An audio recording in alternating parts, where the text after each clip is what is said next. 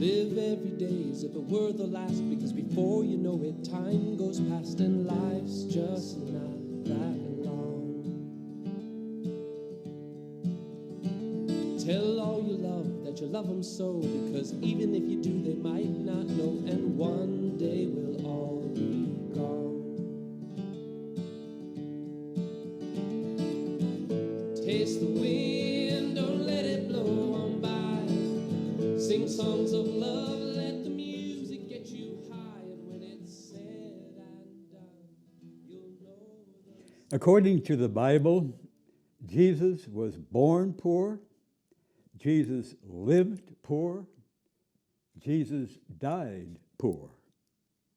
So how would he feel? What would he say about millions of U.S. Christians now making the season celebrating his birth their biggest buying binge of the whole year?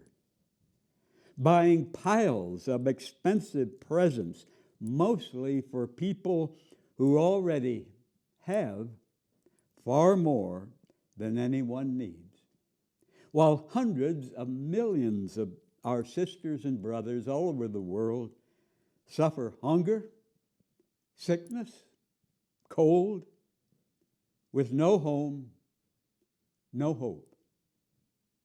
In the Bible, Jesus warned many times against addiction to money, addictions to stuff. To celebrate Jesus' birth with the biggest buying binge of the year is crazy, evil. It would be like celebrating the birth of Prophet Martin Luther King Jr. by wearing Ku Klux Klan robes and staging a KKK rally. To celebrate the birth of Jesus with the year's biggest buying binge, mostly for people who already have too much stuff, is as crazy and evil as Alcoholics Anonymous having a nationwide crusade to addict people to booze. Jesus damned addiction to money and stuff while poor people suffer and die. What would Jesus say about U.S. Christians singing Christmas carols about peace on earth while they pay federal income tax for war? What would Jesus say about U.S. Christians singing Christmas carols about peace on earth while they proudly send their sons and daughters into the U.S. military?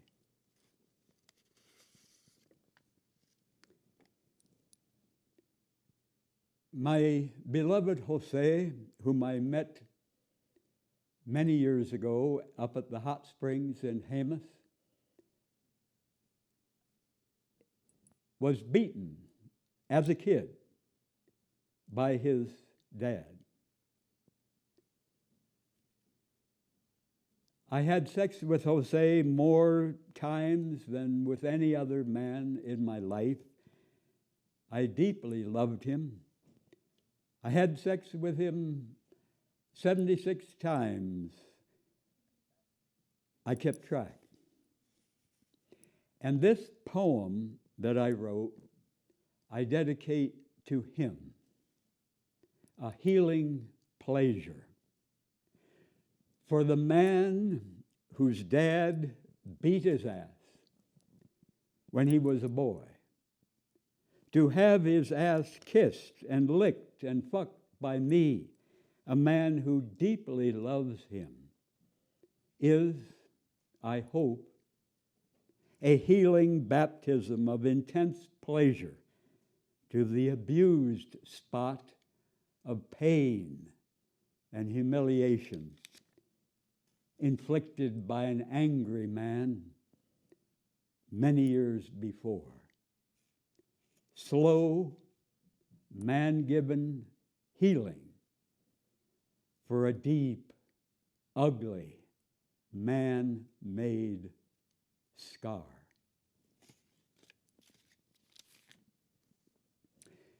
The U.S. military has over 800 bases outside the United States, around the world, over 800. The U.S. military causes more of the climate crisis than any one of 140 nations in the world. The massive carbon dioxide and other greenhouse gases causing the climate emergency from U.S. military bases outside the United States are not included in the total for the United States as a nation, as far as the greenhouse gases emitted. The United States spends more money for war than the next 10 nations combined. Now get that. I doubt if you'll ever hear that on network TV.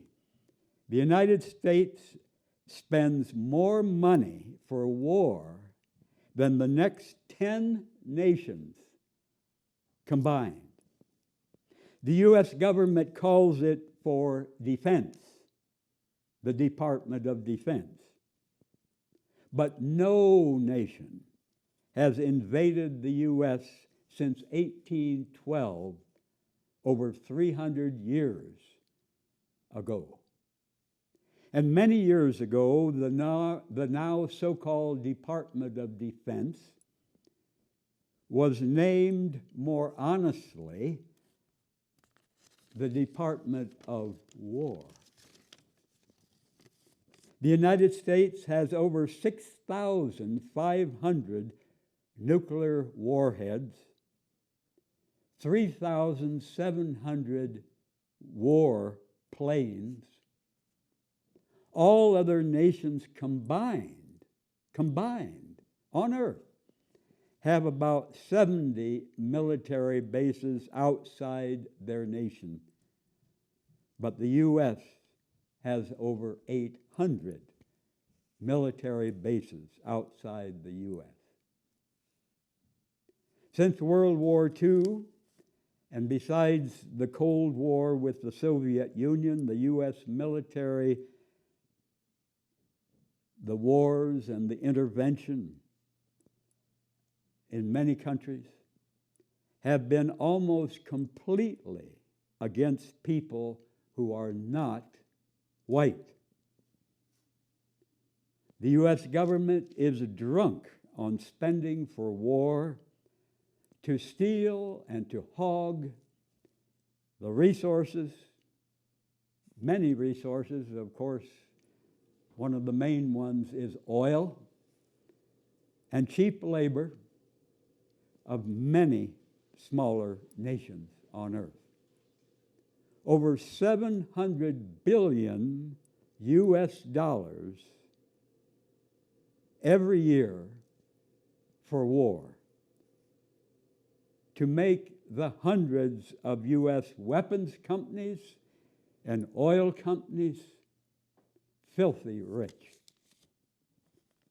Some of the deadly U.S. military equipment is transferred to local police in the United States to use against people here who are protesting racism and police brutality.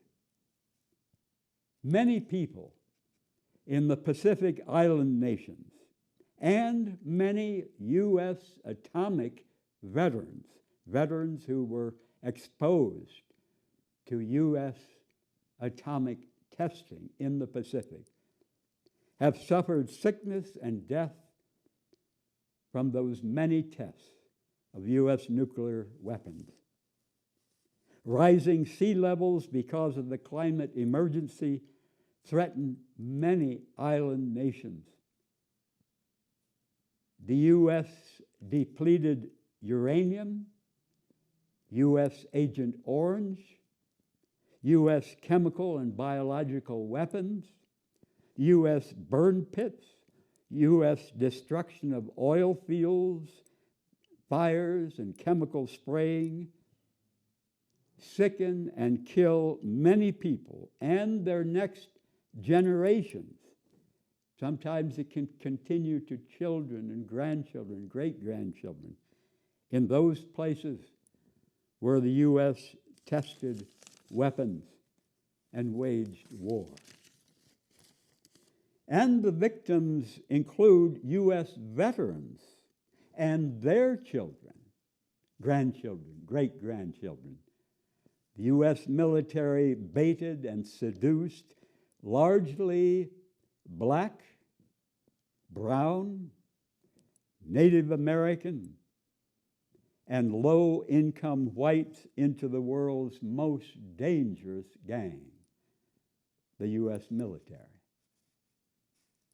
I have not paid one damn bloody penny of federal income tax for 42 years. Almost half of federal income tax pays for U.S. mass murder and wars, past, present, future. Always follow the oil.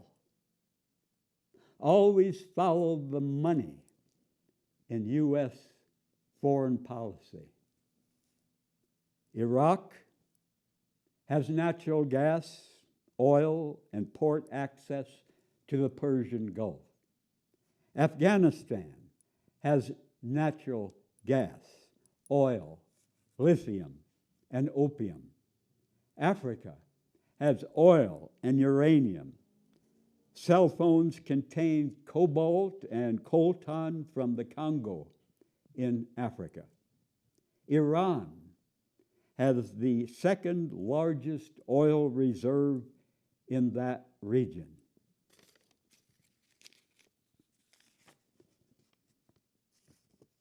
Dr. Abraham, in his book, Freedom from Back Pain, says, sex is great for your back. If all the world's orthopedic specialists convene to formulate the best single exercise for releasing muscular constriction, for toning back muscles, and relaxing the nervous system, making love would be that exercise. Orgasm is the best muscle relaxant around. It has a profound effect on the whole body. Scientifically, orgasm has been demonstrated to be 10 times as effective as Valium. The deep inhalations and exhalations, and breathing in, breathing out, following the orgasm itself, continue to relax the muscles and the nerves. For back sufferers, the 10 minutes following a sexual climax can be a healing luxury,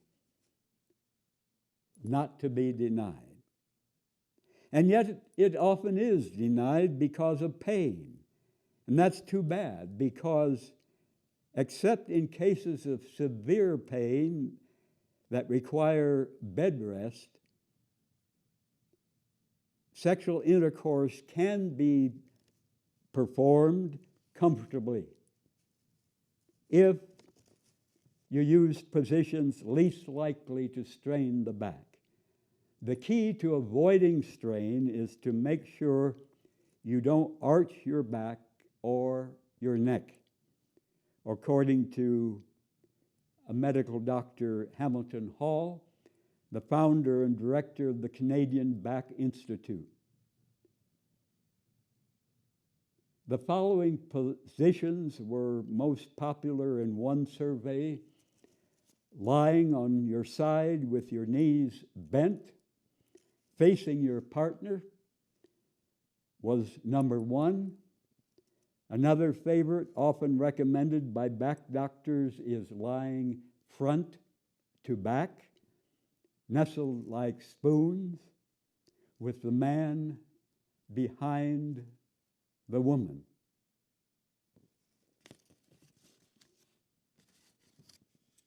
In a study at Old Dominion University in Virginia, 15 severely retarded children were given special vitamin and mineral supplements.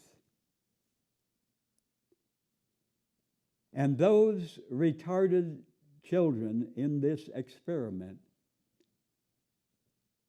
their IQ rose an average of 16 points after taking those supplements for 8 months.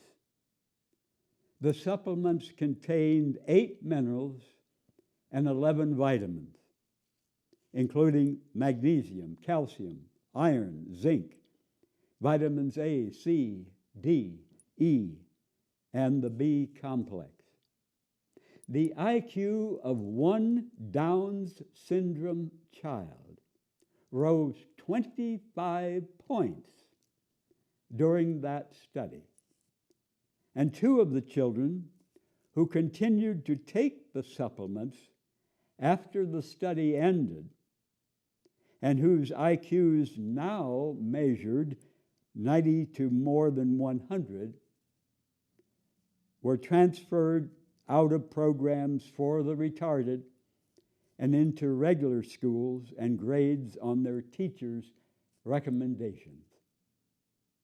The vision of several children who wore glasses improved. 3 children with Down syndrome lost the puffiness of the face and extremities that many children with Down syndrome have. The IQ of one child who had been brought up to normal school level while taking those supplements dropped down to the 50s when his parents took him off the supplements.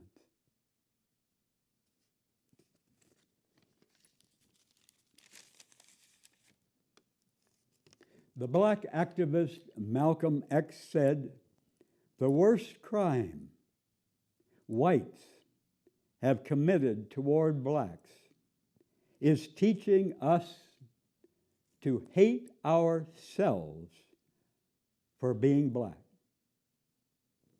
And as a longtime gay activist, I say one of the worst crimes many, but not all, many preachers, priests, rabbis, parents, teachers have committed toward us who are gay or lesbian or bisexual is teaching us to hate ourselves for whom we love, teaching us to reject ourselves for whom we are sexually attracted to. Most men I am not sexually attracted to. But that still leaves many men whose lean, healthy, black, brown, or well-tanned white bodies turn me on. But most of them are not attracted to me, or if they are, they surely do not say so. I can be close friends with a man or a woman even if I have no sexual attraction to that man or to that woman. My close friendship does not depend on my being sexually attracted to someone. I enjoy hugging many men, many women, even if I have no sexual attraction to them. How many years will it be? How bad will the climate emergency get before most U.S. long-distance travelers are ashamed of driving cars thousands of miles or flying in planes thousands of miles. How many years will it be? How bad does the climate crisis have to get until U.S. long-distance travelers stop bragging, stop boasting about how many states they have vacationed to, how many nations they have traveled to? And many of these long-distance travelers would be ashamed as hell, of having their homes and their yards filthy and full of crap. But are they proud of poisoning the only home we human beings have, Mother Earth?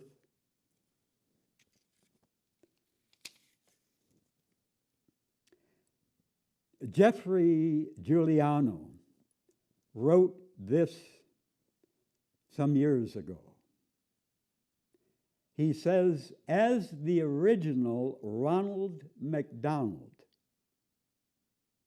I am glad PETA, and PETA stands for People for the Ethical Treatment of Animals, is taking the Golden Arches, McDonald's, to task. It's high time that someone pointed out that McDonald's, for all of its money and its influence, does not do a thing to help improve the miserable lives of the animals raised for its burgers and its nuggets. And this original Ronald McDonald, Jeffrey Giuliano, says, for years now I have considered my stint as Ronald McDonald to be the nutritional equivalent of the Marlboro Man, hawking products that put people in intensive care with fatal diseases like cancer, heart disease, stroke. As Ronald McDonald, I actually told children that hamburgers grow in vegetable patches instead of letting them know the truth. The animals are crowded into tiny cages where they can barely turn around, subjected to painful procedures like de-beaking, cutting off their beaks, and castration, cutting off their balls, without anesthesia, no painkiller, and getting a brief glimpse of daylight only when they're being trucked to their deaths. I deeply regret ever letting McDonald's use me to encourage kids to eat animals. I am proud to say that today I'm a vegetarian, doing everything I can to urge McDonald's to stop turning a blind eye to animal suffering. Powerful testimony by Jeffrey Giuliano, who was, many years ago, Ronald McDonald. Why do many men, many women consider it manly for men to injure each other as boxers or MMA fighters or football players? Why do many mothers, many fathers cheer as their son bruises and bloodies another man? Why do many mothers, many fathers damn their son giving and receiving sexual pleasure with men? Why do some mothers, some fathers throw out of their house their son when they find out he is in love and makes love with men? Why is violence between men in the boxing ring or on the football field or in war far better accepted by millions of people all over the world than men giving and receiving sexual pleasure with men? Why prefer pain and violence between men than sex and romance between men? Is this world the lunatic asylum of the whole universe?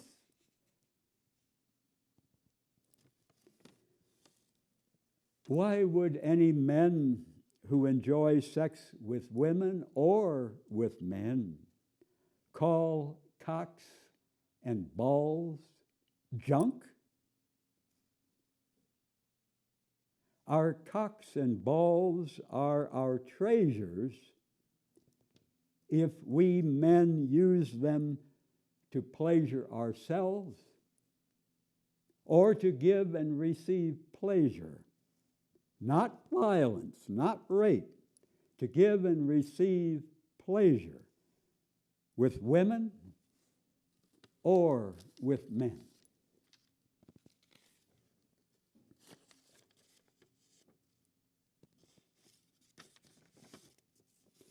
Many studies have shown the benefits of breastfeeding. Breastfeeding cuts down the number of upper respiratory and gastrointestinal problems a baby faces. Breastfeeding protects against allergies and many future illnesses. Breastfeeding can improve the intellect, make the kids smarter, and helps prevent crib death. A Swedish research team said a substance in mother's milk kills cancer cells. And in this nation, over 50% of new mothers do it. In some states, the number is much higher. But, sadly, within a month or so after birth, that figure goes way down. And mothers who keep on breastfeeding tend to stop within 3 months to 6 months. Why? Now, some reasons: problems with milk supply, babies who turn from the breast. But sadly, in the United States, nursing a baby for over a year is considered slightly sick by many people. Nursing a toddler, downright perverted, many people think. And some years ago, a New York woman lost her 3-year-old daughter for a year because this mother attempted to call the La Leche League and find out if it was normal to feel sensual pleasure while nursing a baby. And yes, it is normal for the mother to feel sensual body pleasure while nursing her baby. But somehow this mother's message was misunderstood or rerouted, and her question reached social services. And though various excuses were offered for the theft of her child, the bottom line is this. This mother, Denise Perigo, and her toddler suffered irreparable harm that could not be repaired because someone in authority thought nursing a 3-year-old was dirty. Crazy, crazy world. Why do we expect tiny babies to spend the entire night alone in their crib, starting within days of birth? And that can increase the danger of crib death. Why do we think it's good for them to cry hopelessly until they fall into an exhausted sleep? Would we do this to a newborn puppy? You cannot give a baby too much love. You cannot cuddle her or him, soothe her or him, sing to her or love her or him too much. Babies who are held, babies who are nursed until they want to stop, babies who are allowed to creep into their parents' bed when they're afraid at night, and told over and over how precious, how beautiful they are. These babies do not grow up to be brats. They do not grow up to be unusually fearful and dependent. Look in your baby's eyes, mothers and fathers, and follow your heart. You cannot give a baby too much love and physical affection.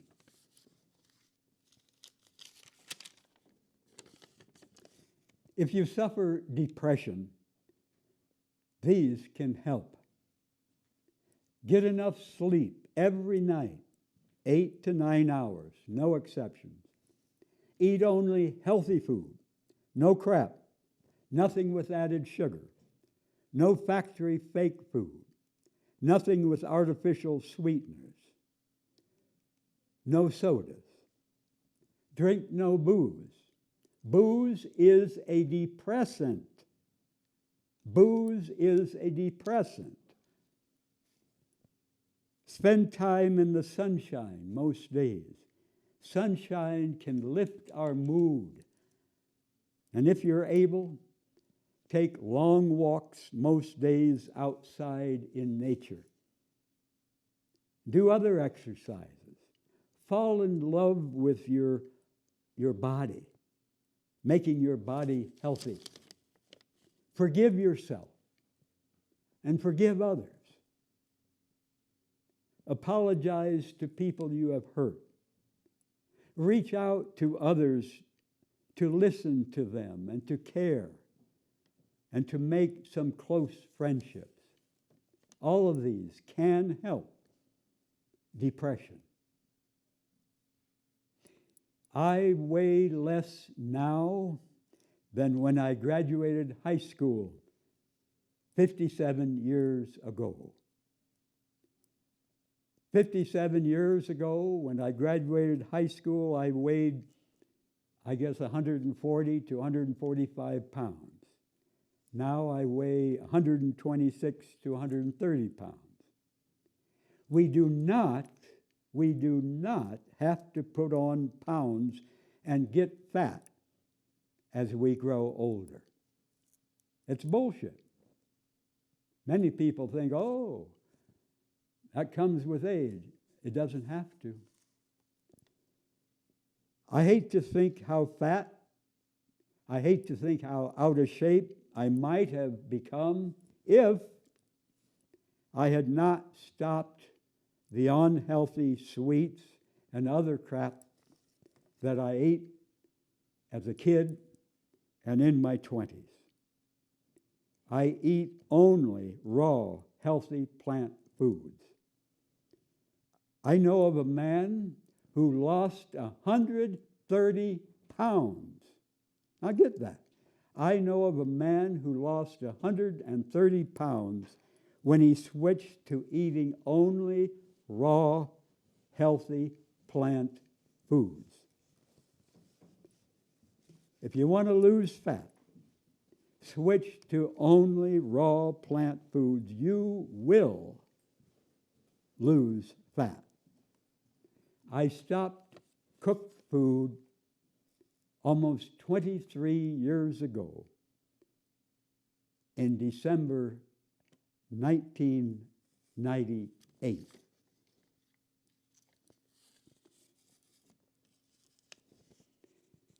I would not stop damning all war publicly for any man on earth, no matter how strongly attracted I am to him, no matter how deeply I love him.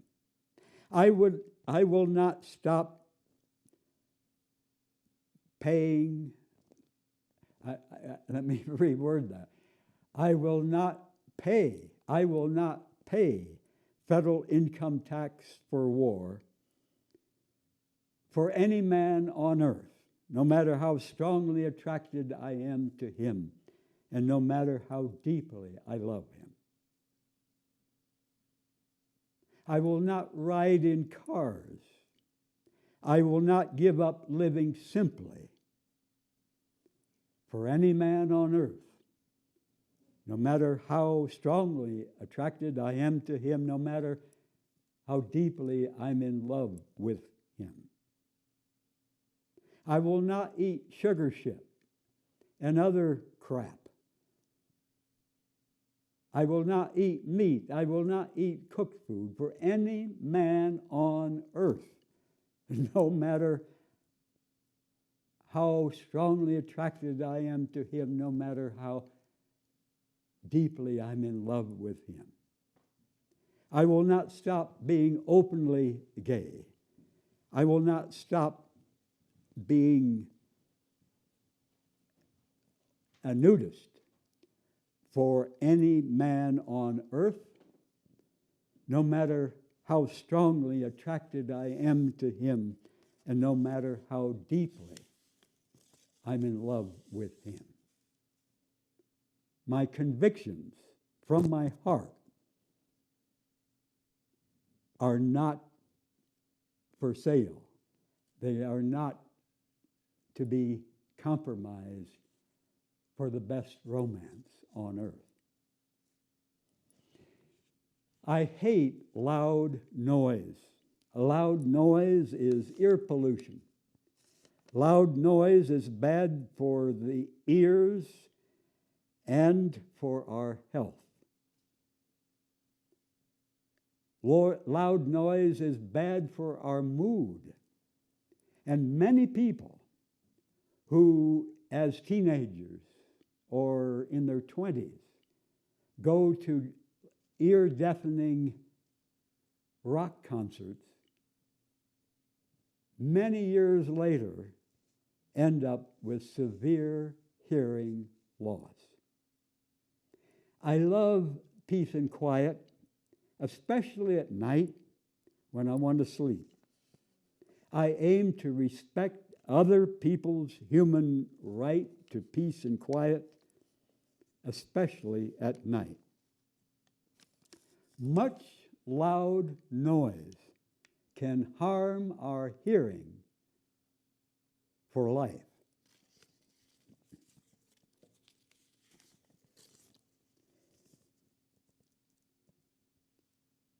Unexploded bombs remain in the nation of Laos, Laos, close to Vietnam, 50 years after the U.S. dropped those bombs. It was history's largest bombing campaign. And many people in the United States today know nothing about it. Between 1964 and 1973, related to the U.S. war against Vietnam, the U.S. military dumped more than 4 billion, not 4 million, 1,000 times 4 million, 4 billion pounds of bombs on the tiny nation of Laos. When the last U.S. planes left, more than 80 million unexploded bombs remained in the ground of that nation.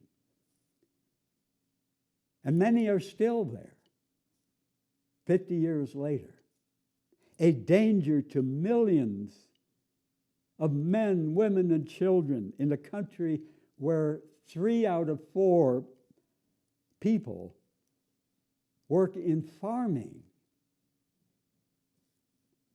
And so those old bombs end up killing and crippling and maiming many human beings 50 years later. U.S. bombs there have killed and injured more than 20,000 people since the bombings ended 50 years ago. Accidents still happen every week. Imagine if you were a poor farmer, man or woman or child,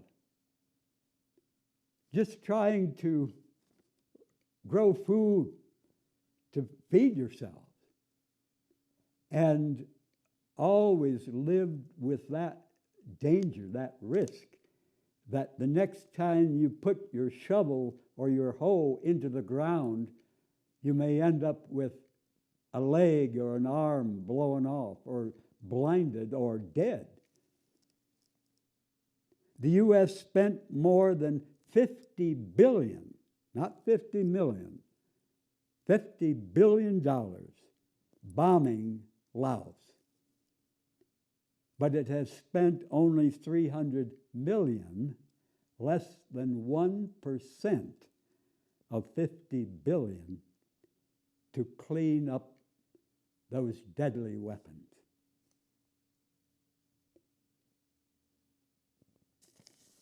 In 2016, when President Obama visited Laos, he announced a historic increase in funding for the country, 90 million over 3 years. But that's only a tiny fraction of what is needed to make their land safe. Do you wonder why millions of people all over the world hate and fear the U.S. government?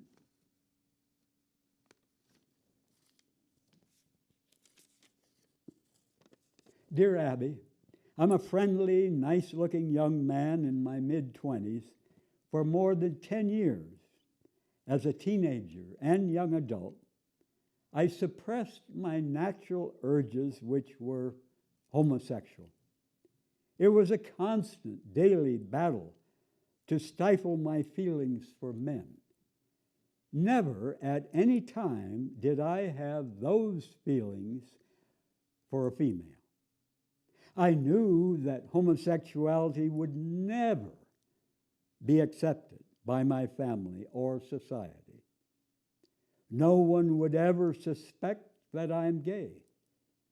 I've never had a homosexual experience. I've never told anyone how I feel. And 1.5 years ago, I married a fine woman, my age, thinking this would force me to change and I would lose my desire for men. I was wrong. My feelings for men are stronger than ever. I have no desire to have sex with my wife. Little by little, I believe she is catching on. I'm absolutely miserable being married. Abby, I'm well respected in my community. I'm active in my church. Divorce is out of the question. No one has any idea what I'm going through. He says, are there other homosexuals who have given in to marriage and are miserable? Or am I all alone? And dear Abby replied, you are not alone. You have far more company than you or anyone else would ever imagine. I have a message for you and for all the others who are in the same boat. To thine own self be true. To your own self be true. The tragedy is your unwillingness to accept yourself, Abby says. And in an effort to protect yourself, you involved a woman in your life.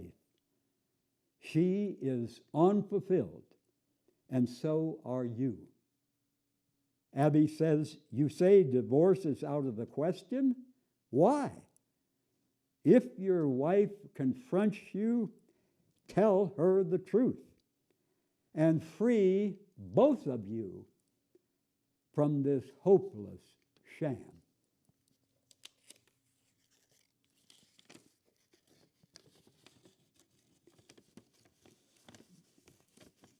The author and longtime activist Howard Zinn, who wrote People's History of the United States, that sold over 1 million copies. He's now dead, but he wrote this powerful article about the lies of U.S. presidents. Harry Truman deceived the nation and the world when he said that Hiroshima, which he had just devastated by an atomic bomb, was an important Japanese army base. The truth, more than 100,000 civilians, men, women, and children, the U.S. murdered in that city of Hiroshima. Truman also lied to the nation about the U.S. war in Korea, saying we were fighting for democracy. But that's a lie, since South Korea was a military dictatorship. More than 50,000 U.S. soldiers died in that war, and perhaps 2 million Korean people. Dwight D. Eisenhower lied about spy flights over the Soviet Union, even after one flyer on such a mission was shot down. Eisenhower deceived the nation and the world about the U.S. involvement in the coup that overthrew a democratic government in Guatemala, Central America. And that coup brought on a succession of military juntas in Guatemala that took tens of thousands of lives. Eisenhower lied to the nation about the U.S. role in subverting a government in Iran because that government was offending the oil corporations. The United States put the Shah of Iran back on the throne. His secret police tortured and murdered thousands of his opponents in Iran. John F. Kennedy lied to the nation about U.S. involvement in the 1961 failed invasion of Cuba. He told a press conference, "I can assure you that the United States has no intention of using force to overthrow the Castro regime." A damn lie. Kennedy, Johnson, Nixon all lied to the nation about what was happening in Vietnam. Kennedy said the United States was not involved in the overthrow of the regime there. Kennedy repeatedly claimed that American flyers were not involved in the bombing of Vietnam, even though he sent 2 helicopter companies there as early as 1962, with the U.S. military dropping napalm shortly thereafter. Johnson, Nixon both lied when they claimed only military targets were bombed. Reporters knew the greatest number of deaths were among civilians, not Viet Cong soldiers. Nixon lied to the nation about the secret bombing of Cambodia. Reagan lied to the nation about his covert and illegal support of the Contras in Nicaragua. He lied about the importance of Grenada in order to justify the 1983 invasion of that small island. George Bush lied about the reasons for invading Panama in 1989, saying it was to stop the drug trade. But the truth was the United States allowed the drug trade to flourish. Bush also lied to the nation about his real interest in the Persian Gulf. He pretended to be anguished about the fate of Kuwait, while he was actually more concerned about enhancing U.S. power in Saudi Arabia and controlling the oil deposits of that region. Clinton lied to the nation about the need to bomb a nerve gas plant in the Sudan. His administration could produce no evidence that the plant was anything other than what the government of Sudan said it was, a plant that produced medicines for the people of Sudan. Clinton approved the attack on the Waco, Texas compound, which led to the deaths of 81 people, arguing as a lie that it was the only alternative. Clinton refused to join the international ban on land mines or authorize a strong world court on the grounds that the United States would be in jeopardy. The United States does not want to answer for its crimes to any world court. Clinton continued the embargo on Iraq, which caused the deaths of hundreds of thousands of Iraqi children, but he gave the lying excuse that the embargo punished Saddam Hussein.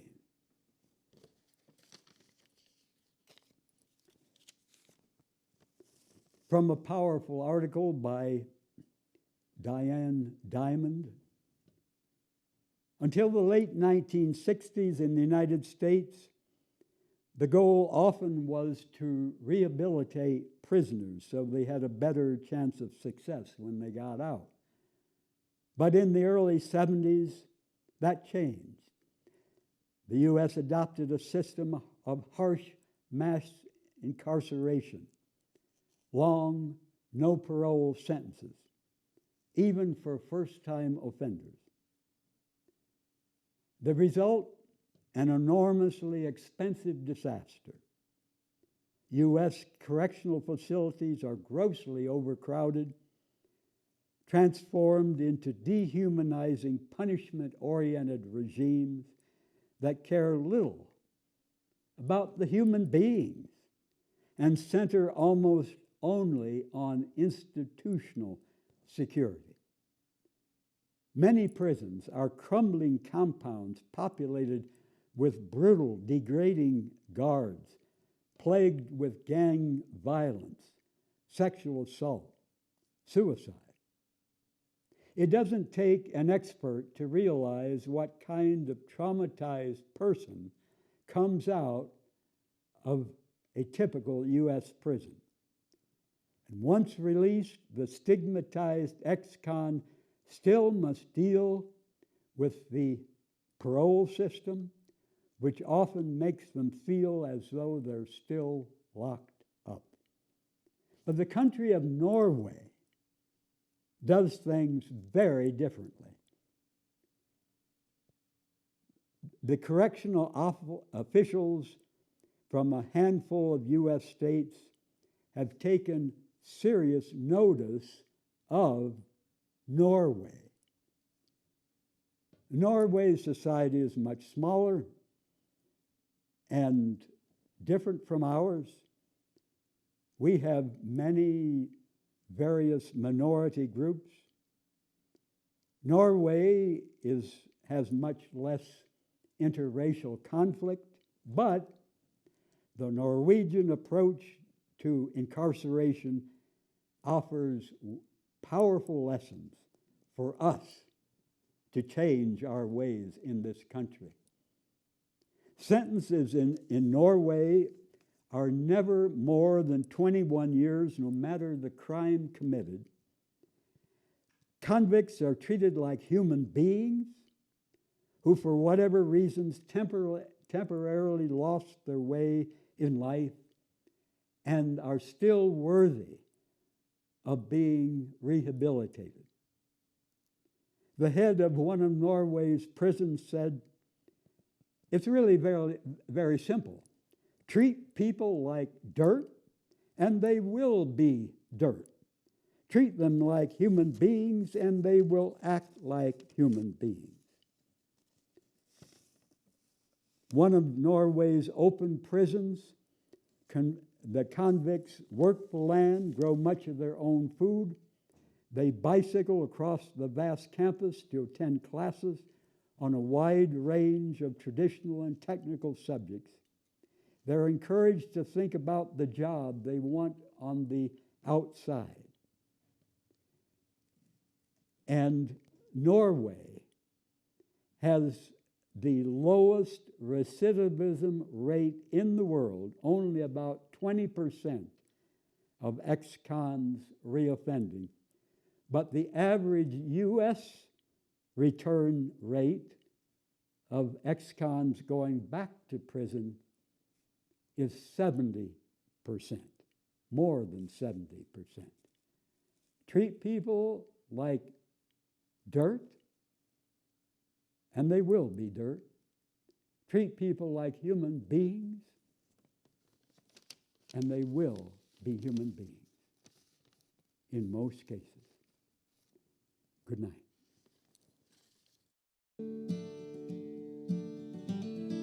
Live every day as if it were the last, because before you know it, time goes past and life's just not that long.